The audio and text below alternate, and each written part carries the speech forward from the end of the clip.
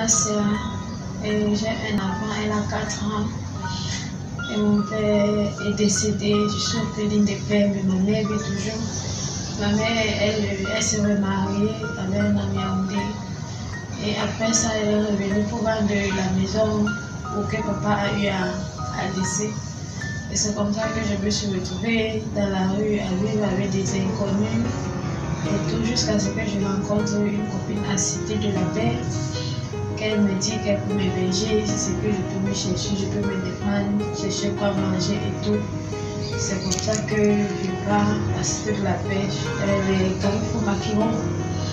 Je commence à vendre les oranges là-bas, je me débrouillais normalement comme toute autre fille.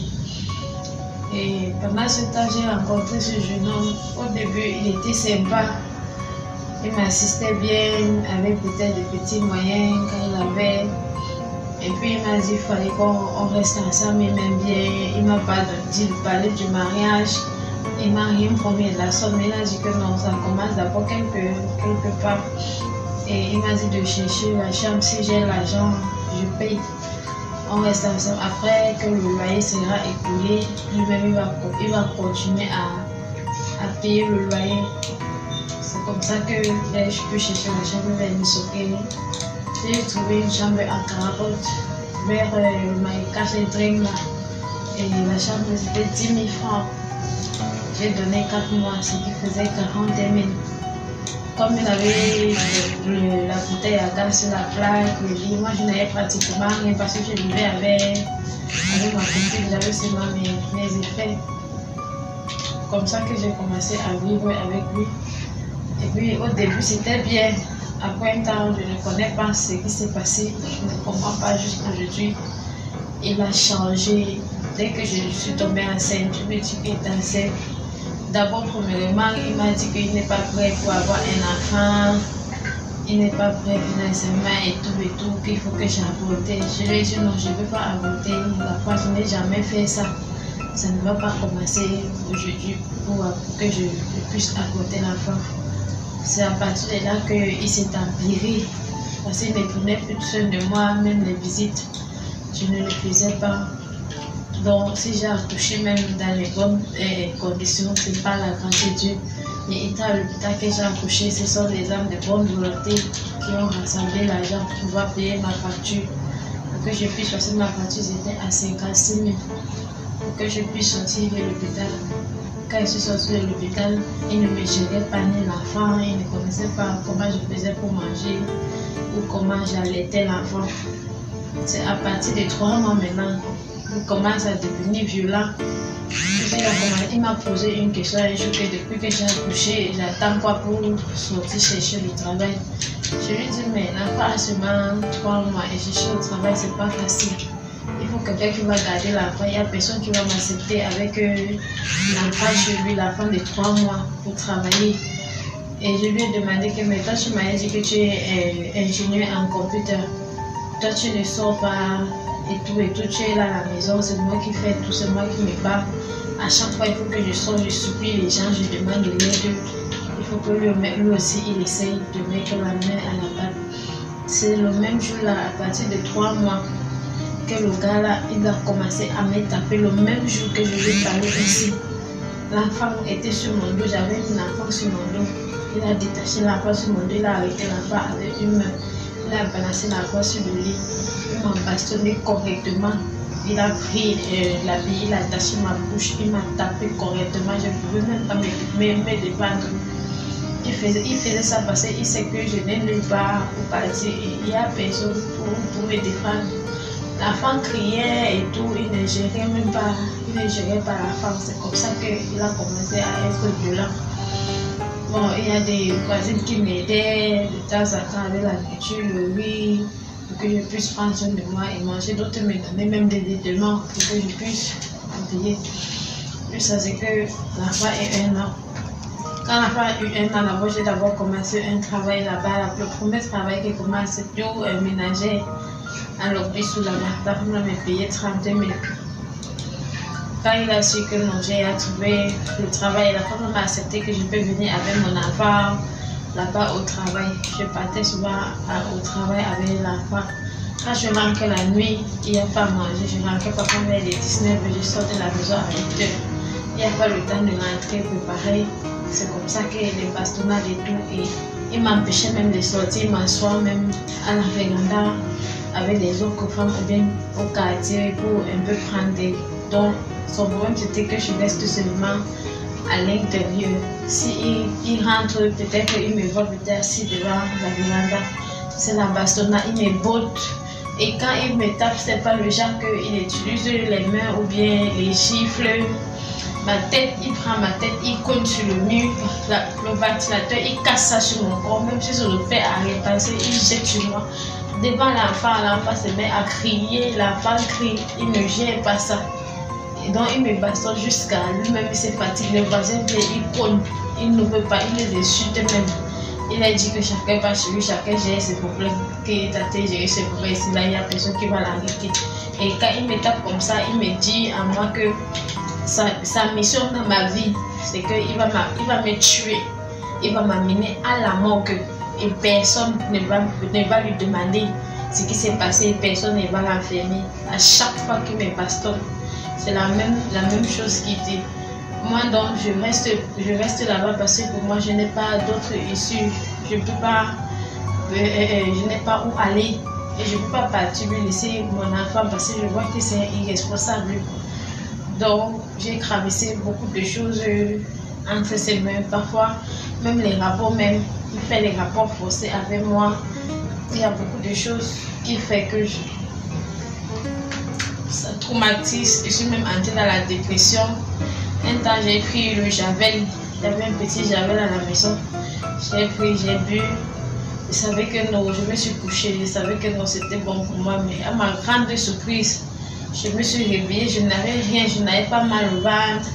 Je n'avais pas mal au cœur. Rien. Mais je me suis posé la question que, mais qu'est-ce qui ne va pas? Parfois, il me bastonnait vers les minuit. Je sors. Quand il finit de me bastonner, je sors, je peux m'asseoir dehors. Je me mets à pleurer, je pleure jusqu'à peut-être 4 h du matin. Il ne sort même pas pour dire que non, ouais, je pleure quoi dehors. Quand je finis de pleurer, moi-même, j'ai encore dit que je ne dors pas sur le lit, que je prends le pain, je mets sur le sol. La nutrition de l'enfant, c'est moi.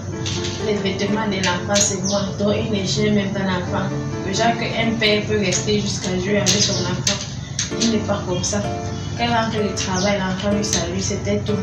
Il ne porte pas l'enfant, il ne joue pas avec l'enfant, rien. Et il a une habitude que chaque fois qu'il me tape, il prend mes vêtements. C'est pas la première fois, c'est pas la deuxième fois, c'est pas la troisième fois. Il prend le ciseau et mes chaussures et mes sacs à main. Il commence à les déchirer un à un, même les sous-vêtements, même les soutiens. Il déchire tout, la valise, il déchire. Il ramasse tout, il va jeter à la maison, il va jeter à l'extérieur de la maison. Ce sont les voisins qui viennent porter pour partir jeter à la poubelle. Donc j'étais dans une dépression à un niveau où je ne parvenais même plus à réfléchir normalement. Je me posais la question, je vais aller où? J'appelle ma mère me dit, elle ne veut rien comprendre de moi, ma propre mère qui m'a accouchée. Bon, c'est que, bon, j'entends les gens dire c'est que le monsieur là l'a amputé, mais moi je ne connais pas. Je sais même l'argent qu'elle a vendu, l'argent de la maison qu'elle a vendu, je n'ai pas vu 5 francs de cet argent, je ne sais pas ce qu'elle a fait de cet argent. Donc, c'est un peu ce que je traverse jusqu'aujourd'hui là. Même hier là, on a eu à bagarrer sévèrement parce que à cause de la nourriture, toujours. Il a pris le couteau, voilà ma main ici là. Il a pris le couteau, il a pris ma main, il a mis là derrière lui. Il a pris un petit couteau, le couteau de cuisine là. Il a mis ici, il dit que si je blague que je suis en train de crier, il va foncer ça dans ma paume de main. Et je veux voir ce que je veux voir ce que il va faire.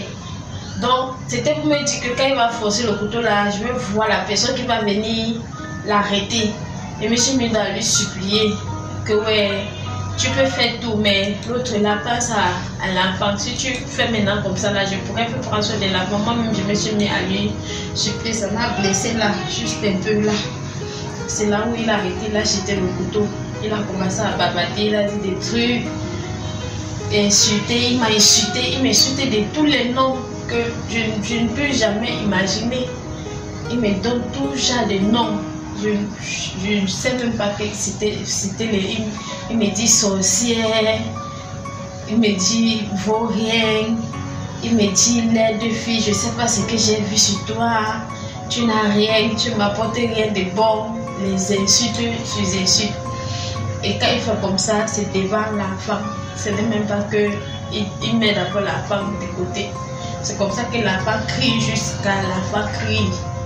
Quand je reçus maintenant à ouvrir la porte, je fais d'abord sortir la femme avant que moi-même je fuis pour sortir. Ce sont les voisines qui viennent pour m'attacher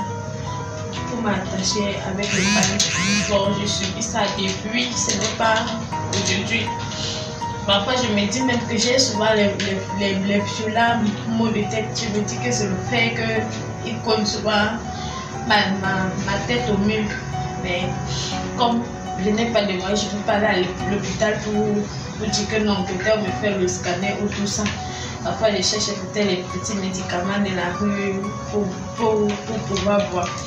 Et lui demande de partir. Il ne veut pas partir. Il dit qu'il ne peut pas. Pourtant, c'est moi qui paie la maison. C'est moi qui paie la facture. C'est moi qui fais tout, même la nourriture. Il ne me donne rien. Il ne me fait rien.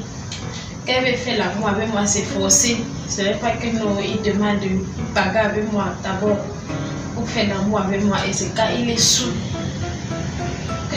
que tout ça se passe. Donc, c'est autant de choses. J'étais fatiguée, j'étais dans la dépression, même jusqu'à maintenant.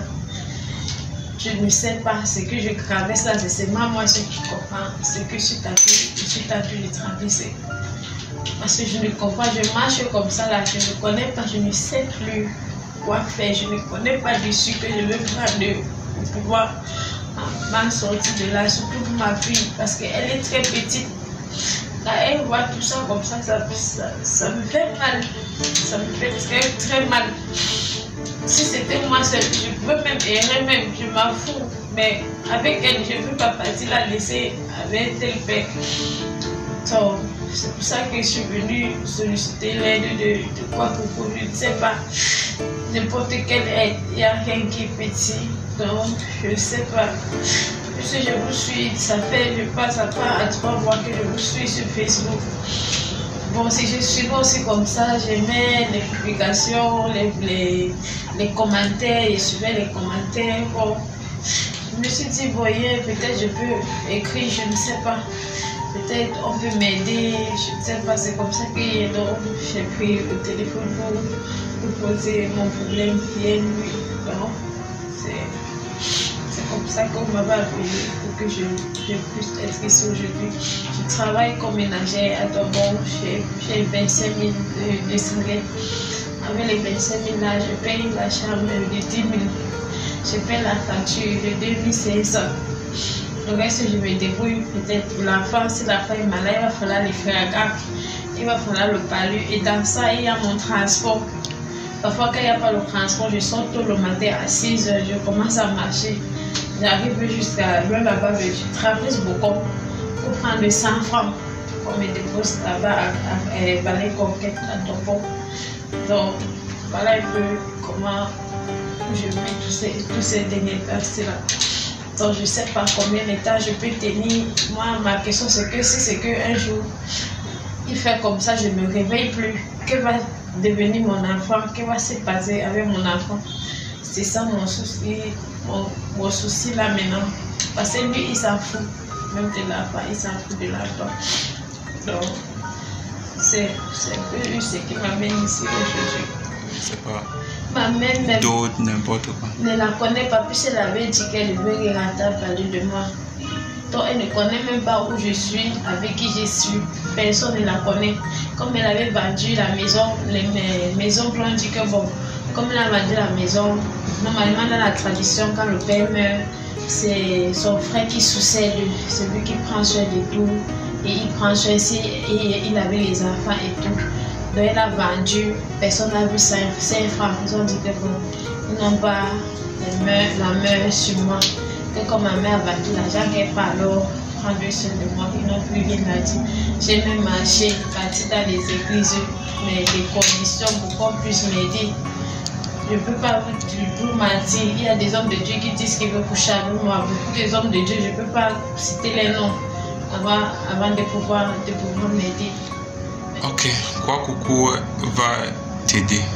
Nous aidons tout le monde, mais pour que nous vous aidons, vous devez nous aider à vous aider. Ça veut dire dans un premier temps, ça c'est votre histoire. Dans un premier temps, nous allons essayer de vous sortir d'abord de là. Vous trouvez une place où vous pouvez rester sous notre observation minimum 10 jours. Vous avez dit qu'il a déchiré tous vos vêtements. Oui. Ce que vous avez donc vu ça. C'est la voisine qui m'a donné ce même gars sur moi. Elle a eu la mettre épingle sur ça pour que ça me tienne. Même ça là, c'est elle qui m'a donné. Ok, comme je disais, nous allons essayer d'une part d'abord de trouver une place où vous devez vivre, n'est-ce pas? Et vous serez sous notre observation. Lorsque vous serez déjà sous notre observation, nous allons essayer d'entrer en contact avec votre soi-disant petit ami, discuter avec lui pour voir exactement ce qui se passe. Après cela, si rien ne peut, si vous ne vous entendez pas, s'il n'y a pas de solution pour que vous puissiez vivre paisiblement sans violence conjugale, nous allons vous trouver une formation, vous allez vous former. Et à la fin, nous vous trouverons un travail que vous pouvez faire pour subvenir aux besoins de votre enfant. Mais nous aidons généralement des personnes qui sont sociables. Sociable veut dire que si demain vous vous en sortez et que vous voyez une autre femme qui subit la même chose, est-ce que vous allez pouvoir l'aider? Aider, monsieur. Parce que j'ai ce cœur-là. Merci, monsieur.